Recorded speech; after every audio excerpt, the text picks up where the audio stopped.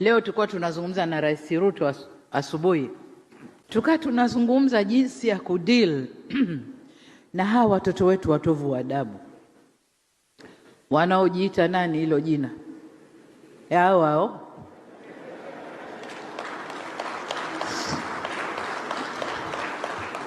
eti na wenyewe wanajifanya ni hao wa East Africa.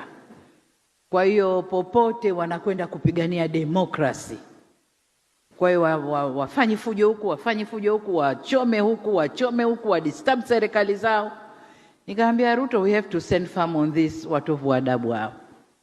Tusichague wa Tanzania au wa Kenya. Wakija kwangu na chapa mikwaju, wakija kwako chapa mikwaju, ili wakae sawa.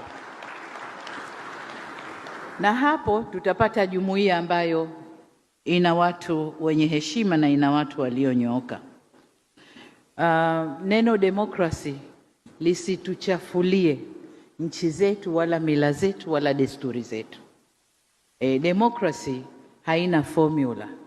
Demokrasi ya kule mbali tofauti na ya kwetu huku.